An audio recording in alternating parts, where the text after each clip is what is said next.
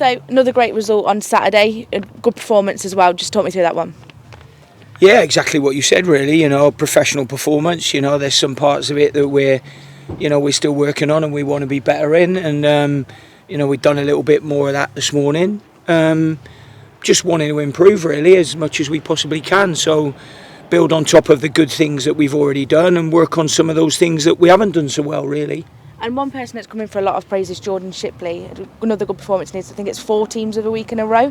So he's really come down for a lot of praise. And what impact has he had since he's come in? Well, a slower one, I would say, than what we wanted. But as I said before, they're settling in and they know each other. But what they don't do is they don't know each other football-wise yet. So, and until you bring a player in through the door, you hope that what you've purchased is what you want, and then you try and find out even more the things that he's good at or the things that he's not so good at, like you do with every player.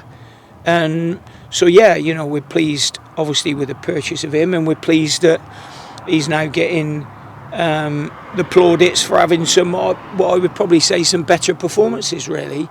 But it takes time to settle in, as I've said many a time. So hopefully he can go from strength to strength.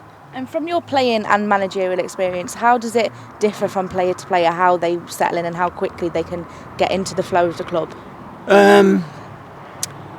Well, I think if you're talking, you can go from the extremities here. You can go from a first loan for a player to an experienced player. So an experienced player would have been through that first loan, first club, first transfer scenario, whereas a young player hasn't. Sometimes they don't even get to move out of their hometown, if you know what I mean. So I think that they differ a fair bit, and you have to be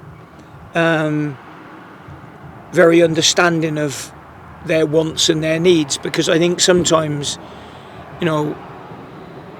what we don't realise is how young some of them are. The older, more experienced ones that have been in the game, sort of 10 years plus or whatever, they settle in a little bit quicker. But then it's funny, because then they end up waning a little bit or losing their way a little bit, because they might have had to move away from their family. So there's quite a bit that goes into it, really, in a transfer, not just actually purchasing the player or getting him in and sorting out his personal terms. It's then, where's he going to live? Where's his wife? Where's his girlfriend? Where's his children, if you've got any?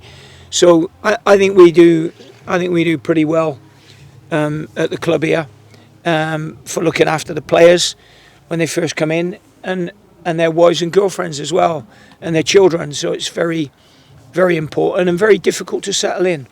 Talking about settling in, obviously the new lads have only been here just over a week. How are they settling in? Yeah, I think they're settling in very well. They've had to jump a couple of hotels from time to time, because there's been, I don't know what's going on in Shrewsbury at the moment, but it seems as though every hotel's booked or everything in Telford is booked. So, excuse me, they've had to move a couple of times, but they're okay.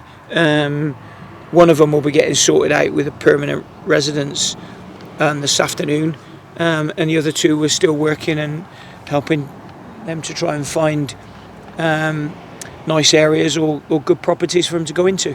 And all 3 of them got game time as well on Saturday, so how encouraging is that to get them straight in and straight into it? Yeah, I mean, it's Carl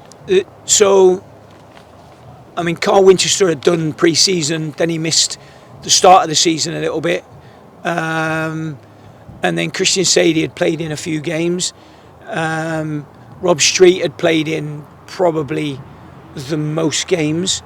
So they're at different levels of fitness, but they've done some extra work, all of them, and done some extra work again today. So I would imagine it won't take too long getting them up to speed. It's now about when's their game time, really. And one noticeable addition on Saturday was Elliot Bennett. I know he wasn't in the squad, but he warmed up with the players. How nice is that to see just him back around the team and the warming up? Well, he's been around the team all the time for a while now, obviously, with training. I mean, what he hasn't been is obviously haven't been around the matchday squad, but now he's getting closer to it, and has had another good week to date. So we just need to wait and see where Elliot is and get his fitness levels up. That'll be, I think now, touch wood, I think we're okay with the injury. I mean, he's obviously got to treat it and he's got to look after it. I think it's more about getting him up to speed again now because he hasn't done any pre-season. And I know you spoke after the game about just the impact he has away from the pitch as well, and it'll also be a great boost for the fans as well because they love to see him back. Yeah, I mean, he's a popular character, Elliot. He's a really good lad. Like I said, I've known him a long time before I brought him here. I've known him because I'd had him as a player at Bristol City as well when he was on loan from Norwich. So I know what you're going to get from Elliot. He's a good experienced pro. And he does the right things. He says and does the right things, and he hasn't said and done the right things just to be cute either, because he knows I'd probably see through that anyway. But he's just an all-round top lad, top professional. And one stat I'd seen this week, you've only conceded the third fewest goals in the league. So defensively, you're really obviously very strong, and that's obviously a key area. It's always a key area, You've got to be defensively strong. What you've got to try and do is be defensively strong, but offensively strong as well. So if we could tick the other box, we might be top of the league. But we're not. So we know that there's, I don't mean it's disrespectful to any player at all. But the striker that's going to score you 20 goals is always harder to come by than the centre back who might help you keep clean sheets. That's it in a nutshell. The building blocks here, I think, are well in place with the organisational side of it. So you need that without the ball. And we've just got to try and get, like I said a few weeks ago, before Jordan had become in Team of the Week, as you've told me, and Tom Bayliss and Ryan Bowman, obviously the loss of Dan now, but Christian Sadie, Rob Street, we've got to just get all those guys firing and confident, and Ricky Pike. So it's more often than not that we need our flair players to come to the party, if you know what I mean, and strikers, because they're nearly always the difference makers. And does that defensive effort come from the front, from Bowman, and then work its way back, so you're not leaving them too much? It has to. You can't just have the defenders defending, because the defenders defending won't keep a clean sheet, never in a million years. So but we defend from the front but attack from the back, because all components of the team have got to be interlinked. There's got to be a relationship between the back four and the midfielders and the strikers to attack, and there's got to be a link between the strikers, the midfielders and the defenders into the goalkeeper to defend. So it's all round. We do a fair bit of team play. We would have done a lot on team play this morning, and it would have involved every player, every outfield player, including Marco. And a couple of good results on the road, but now you're back at home Saturday, excited to get back in front of a home crowd as well. Well, it's always nice to be at home because it means you don't have to travel anywhere. So, that's always the bonus side of it. What we have got to do is obviously start putting a couple of wins on the board at home. Otherwise, there is no point in winning the away games, if that makes sense. We want to win some of our home games as well. So, that's what we've got to try and do. Is just to, if we look at the couple of games that we've lost, the one against Ipswich, we were beaten by a better team on the day and beaten by a fresher team on the day.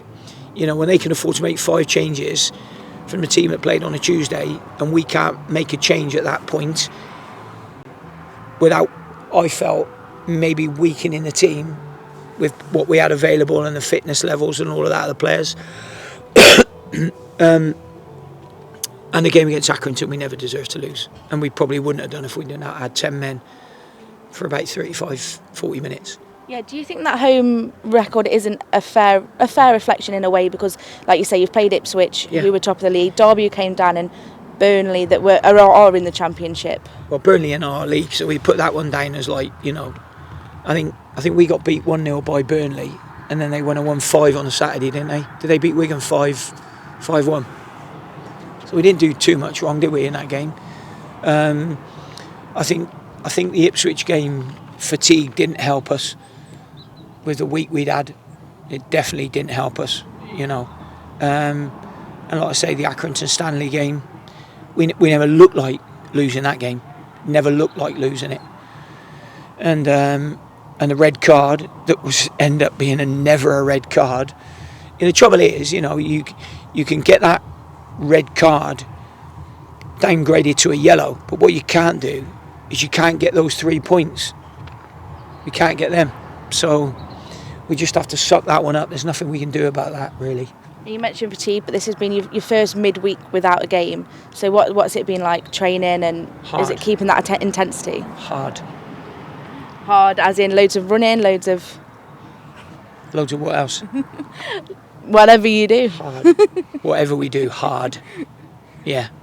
And it'll also be exciting for the fans on Saturday because it'll be their first chance as well to see some of these new signings, and everyone loves a new player as well.